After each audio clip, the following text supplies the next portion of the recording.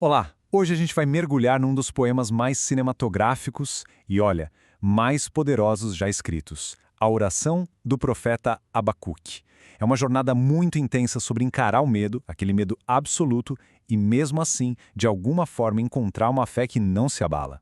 E tudo começa exatamente aqui. O profeta ouve uma notícia, uma revelação, e a primeira reação dele não é de conforto, é de medo. Um medo profundo, visceral mesmo, que se torna o ponto de partida para tudo o que vem depois.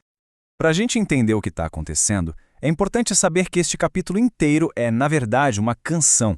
É uma oração poética. É a forma como Abacuque responde a uma visão que ele recebeu sobre um julgamento divino que estava para acontecer. Ele não está só descrevendo algo, ele está processando um evento que mexeu com ele até a alma. E o que foi que ele viu? Bom, o termo técnico para isso é uma teofania. É a descrição de uma aparição divina. Mas olha, não é uma visão qualquer, sutil. Pelo contrário, é uma demonstração de poder cósmico, avassalador e, sendo bem sincero, aterrorizante.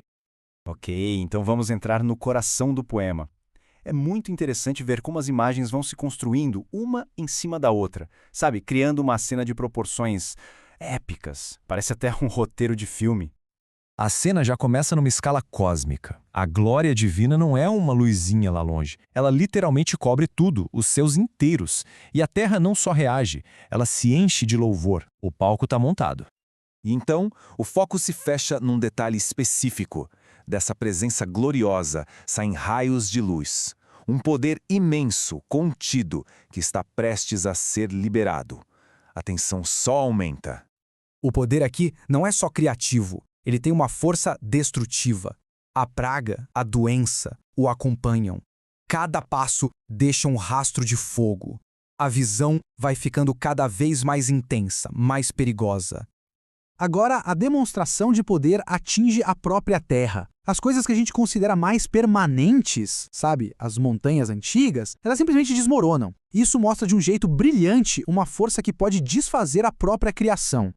No meio dessa sequência avassaladora, o próprio profeta dá uma pausa e pergunta: essa fúria toda é contra a natureza? É contra os rios e o mar? É uma pergunta retórica, claro, que ajuda a gente a processar a escala do que está acontecendo. A resposta é não. Essa força está se movendo com um propósito bem definido. E aqui a gente chega no clímax da visão. O poder é tão absoluto que não afeta só a Terra, mas o cosmos inteiro. As leis da natureza são suspensas. O Sol e a Lua param no céu como se estivessem prestando atenção, esperando ordens. É o controle total. Certo. Depois de testemunhar tudo isso, como é que alguém responde? A narrativa agora muda, sai da visão externa e vai para a reação interna, humana do profeta. E aqui que a história dá uma virada fascinante. Esse slide mostra um contraste incrível. De um lado, a gente vê a reação física, incontrolável ao terror puro. O coração dispara, os lábios tremem, os ossos ficam fracos.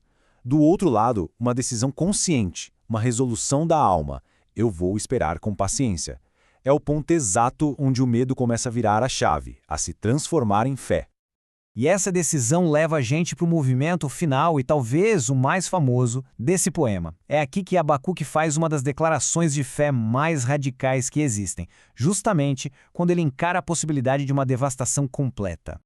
O profeta então pinta um quadro de colapso total. Ele vai listando um por um todos os pilares da economia e da sobrevivência da sua época.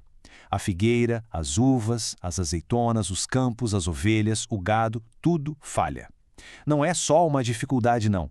É a ruína absoluta, não sobra nada. Então, depois de descrever esse cenário de perda total, vem esta palavra, todavia. Apesar de tudo, a decisão é se alegrar. Isso aqui é muito profundo porque mostra que essa alegria não se baseia nas circunstâncias. Ela não depende de uma colheita boa ou de segurança. Ela vem de uma fonte completamente diferente. O poema termina com essa imagem linda. A fé não é só um sentimento passivo de alegria. Ela se torna uma fonte ativa de força. Os pés, como os das servas, isso simboliza agilidade, segurança, a capacidade de atravessar terrenos difíceis, perigosos. A fé o capacita a andar em lugares altos, acima do caos.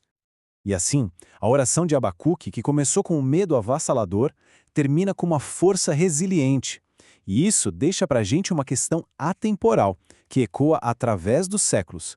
Quando as estruturas das nossas vidas desmoronam, onde é que a gente encontra força e alegria?